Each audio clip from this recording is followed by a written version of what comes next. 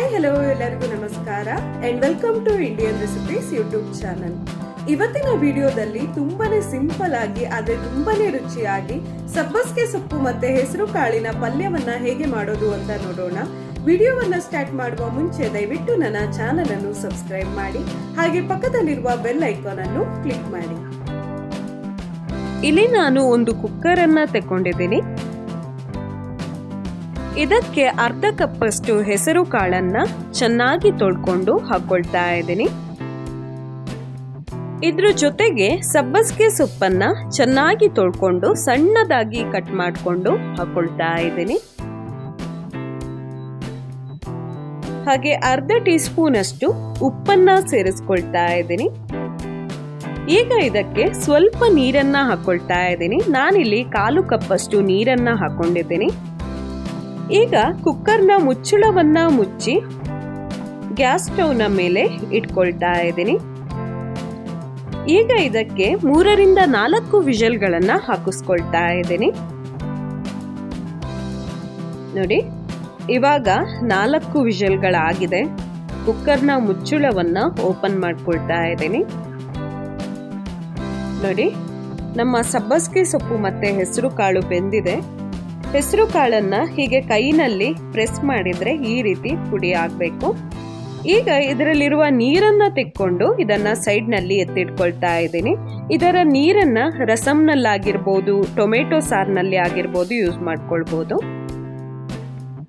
ಇಲ್ಲಿ ನಾನು ಒಂದು ಕಡಾಯಿಯನ್ನ ತಗೊಂಡಿದ್ದೀನಿ.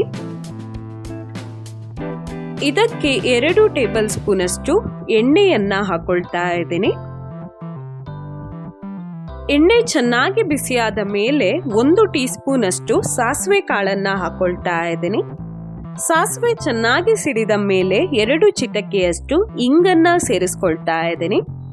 ಇದ್ರ ಜೊತೆಗೆ 5 ರಿಂದ 6 ಬೆಳ್ಳುಳ್ಳಿಯ ಸಿಪ್ಪೆಯನ್ನ ತೆಕ್ಕೊಂಡು ಸಣ್ಣದಾಗಿ ಕಟ್ ಮಾಡಿಕೊಂಡು ಹಾಕೊಂಡಿದ್ದೀನಿ. ಹಾಗೆ ಸ್ವಲ್ಪ ಕರಿಬೇವಿನ ಸೊಪ್ಪನ್ನ ಹಾಕೊಳ್ತಾ ಇದ್ದೀನಿ. ಈಗ ಇದನ್ನೆಲ್ಲ ಚೆನ್ನಾಗಿ ಫ್ರೈ ಮಾಡ್ಕೊಳ್ತಾ ಇದ್ದೀನಿ. ಇದ್ರ ಜೊತೆಗೆ 2 ರಿಂದ 3 ಹಸಿಮೆಣಸಿನಕಾಯಿಯನ್ನ ಉದ್ದವಾಗಿ ಕಟ್ ಮಾಡಿಕೊಂಡು ಹಾಕೊಂಡಿದ್ದೀನಿ. ಈಗ ಇಲ್ಲಿ ಮೆಣಸನ್ನ ಕೂಡ ಚೆನ್ನಾಗಿ ಫ್ರೈ ಮಾಡ್ಕೊಳ್ತಾ ಇದ್ದೀನಿ. ಈಗ ಇದಕ್ಕೆ 1 ದೊಡ್ಡ ಸೈಜ್ನ ಈರುಳ್ಳಿಯನ್ನ ಸಣ್ಣದಾಗಿ ಕಟ್ ಮಾಡಿಕೊಂಡು ಹಾಕೊಳ್ತಾ ಇದ್ದೀನಿ. ಈರುಳ್ಳಿಯನ್ನೆಲ್ಲ ಚೆನ್ನಾಗಿ ಮಿಕ್ಸ್ ಮಾಡಿಕೊಂಡು ಈರುಳ್ಳಿಯ ಹಸಿ ವಾಸನೆ ಹೋಗುವವರೆಗೆ ಫ್ರೈ ಮಾಡ್ಕೊಳ್ತಾ ಇದ್ದೀನಿ. ನೋಡಿ, ಈಗ ಈರುಳ್ಳಿಯ ಹಸಿ ವಾಸನೆ ಎಲ್ಲ ಹೋಗಿದೆ.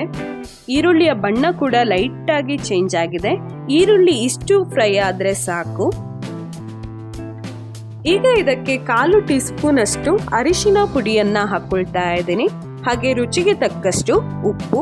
ನಾವು ಹೆಸರು ಕಾಳು ಮತ್ತೆ ಸಬ್ಬಸಿಗೆ ಸೊಪ್ಪನ್ನ ಬೇಯಿಸ್ಕೊಳ್ಬೇಕಾದ್ರೆ ಉಪ್ಪನ್ನ ಹಾಕೊಂಡಿದ್ವಿ. ಹಾಗಾಗಿ ಈಗ ಈ ಮಸಾಲಕ್ಕೆ ಎಷ್ಟು ಉಪ್ಪು ಬೇಕೋ ಅಷ್ಟು ಮಾತ್ರ ಉಪ್ಪನ್ನ ಸೇರಿಸ್ಕೊಳ್ಳಿ. ಈಗ ಇದನ್ನ ಚೆನ್ನಾಗಿ ಮಿಕ್ಸ್ ಮಾಡಿಕೊಂಡು 1 ರಿಂದ 2 ಸೆಕೆಂಡ್ಗಳ ತನಕ ಫ್ರೈ ಮಾಡ್ಕೊಳ್ತಾ ಇದ್ದೀನಿ. ನೋಡಿ, ಈಗ ನಾವು ಬೇಯಿಸಿದ ಹೆಸರು ಕಾಳು ಮತ್ತೆ ಸಬ್ಬಸಿಗೆ ಸೊಪ್ಪನ್ನ ಹಾಕೊಳ್ತಾ ಇದ್ದೀನಿ. ನೋಡಿ, ಈಗ ಇದನ್ನೆಲ್ಲ ಚೆನ್ನಾಗಿ ಮಿಕ್ಸ್ ಮಾಡ್ಕೊಳ್ತಾ ಇದ್ದೀನಿ. ನೋಡಿ, ಸೊಪ್ಪೆಲ್ಲ ಮಸಾಲದ ಜೊತೆ ಚೆನ್ನಾಗಿ ಮಿಕ್ಸ್ ಆಗಬೇಕು. ಈಗ ಇದನ್ನ 4 ರಿಂದ 5 ನಿಮಿಷಗಳ ತನಕ ಚೆನ್ನಾಗಿ ಬೇಯಿಸ್ಕೊಳ್ತಾ ಇದ್ದೀನಿ. ನೋಡಿ, ಈಗ 5 ನಿಮಿಷಗಳಾಗಿದೆ. ನೋಡಿ, ಇದು ಚೆನ್ನಾಗಿ ಡ್ರೈ ಆಗಿದೆ. ಈಗ ನಾನಿಲ್ಲಿ ಗ್ಯಾಸ್ ಫ್ಲೇಮ್ ಅನ್ನ ಆಫ್ ಮಾಡ್ಕೊಳ್ತಾ ಇದ್ದೀನಿ. ಈಗ ನಮ್ಮ ರುಚಿಯಾದ ಹೆಸರು ಕಾಳು ಮತ್ತೆ ಸಬ್ಬಸಿಗೆ ಸೊಪ್ಪಿನ ಪಲ್ಯ ರೆಡಿ ಆಗಿದೆ.